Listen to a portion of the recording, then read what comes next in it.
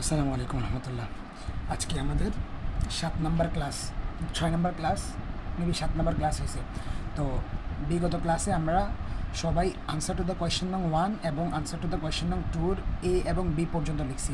আপনারা যারা লিখেন নেই তারা এটা লিখে তারপরে গিয়ে ক্লাসটা দেখবেন, যারা লিখছেন তারা এখান থেকে দেখে যে বইগুলো ধরো আসলে এগুলো যখন অফলাইন ক্লাসে করানো হয় তখন ধরে ধরে বোঝানো হয়। তারপর আমি সর্বোচ্চ চেষ্টা করব, যদি কোথাও না বোঝান বা কোনো কিছু যদি না বোঝেন 2-3বার ভিডিওটা দেখার পর আমাকে প্রশ্ন করতে পারবেন, ঠিক আছে?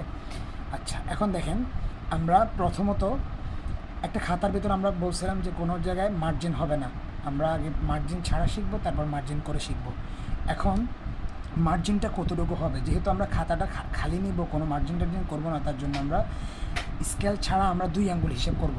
তো একদম পাশ থেকে 2 আঙ্গুল যদি হিসাব করি তাহলে 2 আঙ্গুল মানে 1 স্কেল।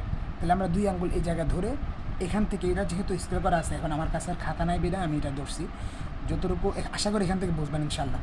তো আমরা এখান থেকে একটা স্কেল করে নিলাম, একদম সোজা করে 2 আঙ্গুল পরিমাণ গ্যাপ রেখে আমরা স্কেলটা করে নিলাম এই। তারপর আবার আমরা উপর থেকে এখানে যতটুকু গ্যাপ রাখছি ঠিক ততটুকু পরিমাণই উপরের মধ্যে গ্যাপ থাকবে, ঠিক আছে? 1 স্কেল পরিমাণ, এটা হচ্ছে 1 মিটার, তার মানে 2 আঙ্গুল পরিমাণ হচ্ছে 1 মিটার, 1 স্কেল। এখন দুই পাশে আমরা 2টা মার্জিন করে ফেললাম। এখন আসেন, যখন আমরা লেখাটা শুরু করব তখন মার্জিনের পরে একটা বর্ণ পরিমাণ, এক বর্ণ বলতে কীরকম, আমরা যখন সি লিখছিলাম, সিটা প্রস্থের দিক থেকে যতটুকু, এটা প্রস্থের দিক না, প্রস্থের দিক থেকে যতটুকু গ্যাপ আছে ঠিক ততটুকু পরিমাণ আমাদের এই পাশে গ্যাপ থাকবে, এই এক বর্ণ পরিমাণ।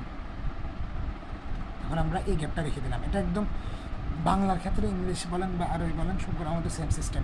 তাহলে আমরা এই পাশে এক বর্ণ রাখলাম, আবার উপরের মধ্যেও সেম এক বর্ণ রাখবো গ্যাপ। তার মানে আনসার টু দ্য কোয়েশ্চেন লেখার আগে এক বর্ণ রাখলাম। এখন এটা হচ্ছে যে আমরা এখন আনসার টু দ্য কোয়েশ্চেন লিখবো। আনসার টু দ্য কোয়েশ্চেন লিখবো এখান থেকে একদম শেষ পর্যন্ত যতটুকু আমাদের গ্যাপ আছে এটার ঠিক মাঝ বরাবর করে আমরা আনসার টু দ্য কোয়েশ্চেন লেখার চেষ্টা করবো। এখান থেকে ঠিক এতটুকুর ভিতরে আমাদের লেখাটা শেষ হতে হবে, ঠিক আছে?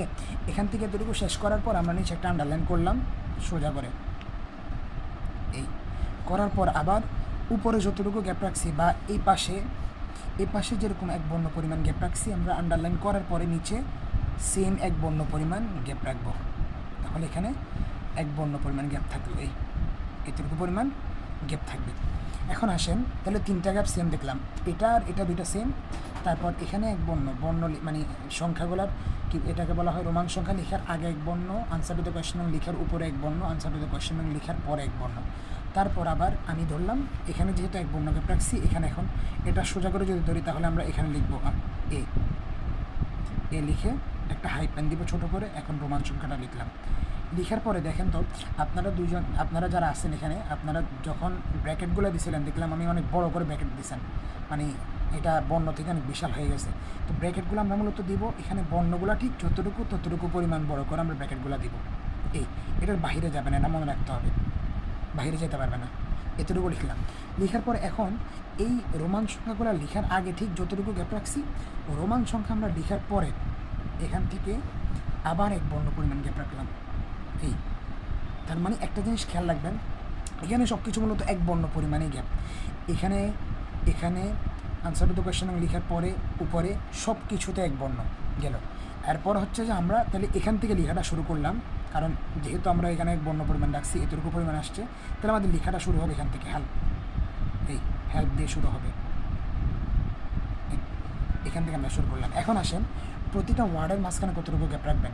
প্রতিটা ওয়ার্ডের মাঝখানেও সেম আমাদের এক বর্ণ, তবে এই এক বর্ণটার প্রস্থর দিক থেকে না, এটা হচ্ছে যে লম্বর দিক থেকে, তাহলে এখানে যতটুকু গ্যাপ আছে ততটুকু পরিমাণ করে আমরা প্রতিটা লাইনের মাঝখানে ওয়ার্ডের মাঝখানে গ্যাপ রাখবো, গেল। তাহলে এক বর্ণের মাঝখানে এতটুকু গ্যাপ, প্রতিটা ওয়ার্ডের মাঝখানে ঠিক এতটুকু থাকবে। এখন আপনি যদি বলেন যে আমরা এখন এতটুকু করে গ্যাপ প্রতিবার কি মাফি লিখবো নাকি, এটা মাপতে হবে না, আপনারা যখন 2-3বার প্র্যাকটিস করবেন তখন ইনশাল্লাহ চলে আসবে। তাহলে গেল ওয়ার্ডের মাঝখানে। এখন আসেন লাইনের মাঝখানে, আর অল্প কতক্ষণ লাইনের মাঝখানেও সেম এক বর্ণ, তবে ওই যেটা বলছিলাম লম্বের দিক থেকে, তাহলে এতটুকু করে আমরা এক বর্ণ পরিমাণ গ্যাপ রাখলাম, হয়ে গেল।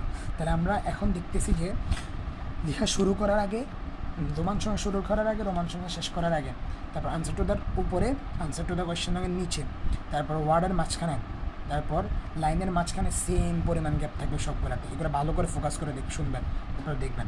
এখন এখানে যে বেশি গ্যাপ দেখতেছেন, বেশি গ্যাপ এগুলো কিন্তু হবে না, ঠিক আছে? এত বেশি গ্যাপ হবে না। আবার এখানে দেখতেছি একটু বেশি গ্যাপ হয়ে গেছে, এটাও হবে না। এটা মোটামুটি ঠিক আছে, তারপরেও বেশি হয়ে গেছে গ্যাপটা, এগুলো হবে না। এখন আসেন ডান পাশে। আচ্ছা, এটা তো দেখাইছিলাম বাম পাশে, খাতার বাম পাশে, এটা হচ্ছে ডান পাশে। ডান পাশে কতটুকু রাখবো? বাম পাশে যে গ্যাপটা রাখছিলাম ওটা 2 আঙ্গুল, ডান পাশে হবে যে 1.5 আঙ্গুল পরিমাণ, এই একটু কম আর কি, ঠিক আছে? এখন এখানে একটা কথা আছে, এই যে আমি এখান থেকে হেল্প শুরু করছি, মনে রাখতে হবে প্রতিটা লাইন, প্রতিটা ওয়ার্ড যাতে সেম এখান থেকেই শুরু হয়, মানে একটু বাঁকা তেড়া হবে না। এখান থেকে শুরু হবে মানে এখানে শেষ হবে, লাইনটা একদম সমান থাকবে। মনে করেন এখানে এখানে দেখেন ও চেষ্টা করছিল একটু সোজা করার জন্য, তারপরে তেমন একটা হয় নাই, এটা সোজা থাকবে, ঠিক আছে? কিছু পিছনে কিছু আগে এরকম কিছু হবে না, একদম সমান থাকবে।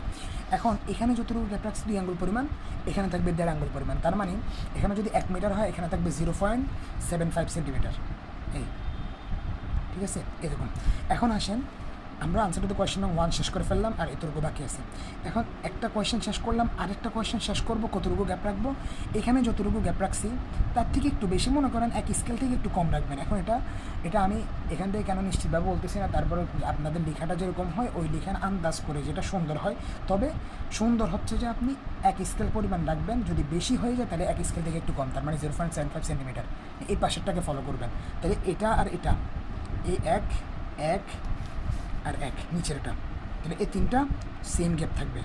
এটা হচ্ছে 2, এটা হচ্ছে 2, তাহলে এখানে যতটুকু এখানে ততটুকু সেম গ্যাপ থাকবে, ঠিক আছে? এখন আসেন আবার same answer to the question আমরা যেখান থেকে শুরু করছিলাম ঠিক এটার বরাবর করে, বরাবর এসে এখান থেকে আবার শুরু করব। আবার এখানে শেষ করছিলাম তো, বরাবর নিচে আসি এখানে শেষ করব, ঠিক আছে? আবার আন্ডারলাইন করলাম নিচে, সেম রুলস অনুযায়ী যেগুলো বললাম, বলার পর এখানে নিচে আবার এক বর্ণ, ঠিক আছে? এখন আসেন এখানে তো রোমান সংখ্যা ছিল, বিয়ে রোমান সংখ্যার আগে এবং পরে এক বর্ণ পরিমাণ গ্যাপ ছিল, কিন্তু এখানে তো রোমান সংখ্যা নেই। তাহলে আমরা আবার সেম রুলস অনুযায়ী এক বর্ণ পরিমাণই গ্যাপ রাখবো, তবে ওখানে রোমান সংখ্যার পরে যে আবার এক বর্ণ পরিমাণ গ্যাপ রাখছিলাম এখানে, এই গ্যাপটা আবার এখানে রাখবো আর কি। তাহলে আমাদের লেখাটা মূলত এখান থেকে শুরু হয়ে নিচ পর্যন্ত, ঠিক আছে? গেল। এখন আসেন আবার এখানে সেম, প্রতিটা লাইনের মাঝখানে এক বর্ণ, প্রতিটা ওয়ার্ডের মাঝখানে এক বর্ণ। কিন্তু হ্যাঁ, যখন আপনি আনসার টু দ্য কোয়েশ্চেন নং 2 শেষ করবেন, দেখেন যখন এগুলো লিখবেন তখন এটার নিচে একটা গোলাকার করে দিবেন, তারপর এগুলো যাতে সোজা হয়, ঠিক আছে? লিখে আস্তে আস্তে লিখবেন, কম লিখবেন, তবে একটু বেশি সময় নিয়ে লেখার চেষ্টা করবেন। এখন আপনার আনসার টু দ্য কোয়েশ্চেন নং 2 এই প্রশ্ন শেষ হয়েছে। এই প্রশ্ন লেখার পরে এই একদম পাশেই ফোঁটাটা দিবেন। এখন হচ্ছে যে বি লিখবেন। তো বি লেখার সময় এখন আসেন আমাদের বর্ণের 3টা স্কেল আছে, 4টা স্কেল মূলত বর্ণের, দেখেন 1টা স্কেল, 2টা স্কেল, 3টা স্কেল, 4টা স্কেল। এই 4টা স্কেল ঘর হচ্ছে 3টা। তো যখন আমরা সিগুলো লিখছিলাম এগুলো হচ্ছে মিডল স্কেলের বর্ণ, সি, ই, ও, এগুলো মিডল স্কেলের বর্ণ। যদি ডি লিখি 3 স্কেলের বর্ণ, কিউ লিখি সেম 3 স্কেলের বর্ণ। এতক্ষণ আমরা যতগুলো বলছিলাম এক বর্ণ করে কথা বলছিলাম প্রতি লাইনের মাঝখানে, এগুলো হচ্ছে মিডল স্কেলের বর্ণ পরিমাণ গ্যাপ থাকবে। এখন যেহেতু আমরা এ নাম্বার প্রশ্ন থেকে, যেহেতু এই নাম্বার প্রশ্নের মধ্যে 2 লাইন 3 লাইন করে গ্যাপ থাকে, 2 লাইন 3 লাইন করে লিখতে হয়, তার জন্য আমরা প্রতিটা লাইনের মাঝখানে এক বর্ণ করে মিডল স্কেলের বর্ণ অনুযায়ী এক বর্ণ পরিমাণ গ্যাপ রাখবো। যখন আমাদের এ নাম্বার প্রশ্ন কমপ্লিট হবে, বি নাম্বার শুরু করব, তখন আমরা 3 স্কেলের বর্ণ পরিমাণ গ্যাপ রাখবো। তার মানে 3 স্কেল, 1টা স্কেল, 2টা স্কেল, 3টা স্কেল, মানে 2টা ঘরের মধ্যে যে বর্ণগুলো আছে কিউ, তারপরে ডি, এই পরিমাণ আমরা গ্যাপ রাখবো। তাহলে এখানে গ্যাপ থাকবে কতটুকু? এতটুকু পরিমাণ। এখন চিন্তা করেন তো, যখন আমরা লেখাটা প্রতিটা লাইনের মাঝখানে এক বর্ণ পরিমাণ গ্যাপ রাখবো, এখন খেয়াল করতেছেন এখানে যতটুকু গ্যাপ তার ডাবল কিন্তু গ্যাপ হবে এই জায়গায়, ঠিক আছে? এই যে দেখেন আমি যদি এটা মাঝখানে করি তাহলে ডাবল পরিমাণ গ্যাপ।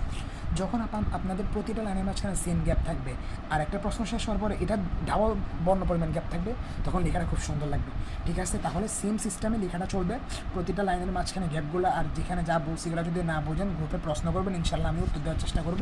আর এই পাশে এগুলো একদম সমান রাখার চেষ্টা করবেন, এতটুকু পর্যন্ত আসবে, এর আগে পিছনে যাতে না হয়। যদি মনে করেন একটা ওয়ার্ড, এটা হয়তো প্রশ্ন করবেন যে একটা ওয়ার্ড লিখতেছেন, অর্ধেক লেখার পর এটা শেষ হয়ে গেছে, অর্ধেক লেখার পর আর অর্ধেক বাকি আছে, তখন কী করবেন? আমার কাছে দেওয়ার জন্য এরকম কোনো বর্ণ, কোনো হাইপেন দিয়ে লেখার দরকার নেই, কিন্তু বোর্ড পরীক্ষাতে বা কোনো পরীক্ষাতে তখন কী করবেন? অর্ধেক বর্ণ লেখা আছে, অর্ধেক ওয়ার্ড লেখা হয়েছে, এখানে ছোট্ট একটা হাইপেন দিয়ে বাকিটা ওখানে পাশে লিখে দেবেন, ঠিক আছে? ঠিক আছে, তাহলে আজকে এতটুকুই, আর ওগুলাতে সেম সিস্টেম। ঠিক আছে, আজকে যতটুকু লিখছেন বা যতটুকু আমি দেখাইছি অতটুকু আনতে আছে লিখে কালকে আমাকে জমা দিবেন। কালকে ইনশাল্লাহ ক্লাস হবে। ভালো থাকবেন, সুস্থ থাকবেন। আসসালামু আলাইকুম রহমতুল্লাহি ওয়া বারাকাতুহু।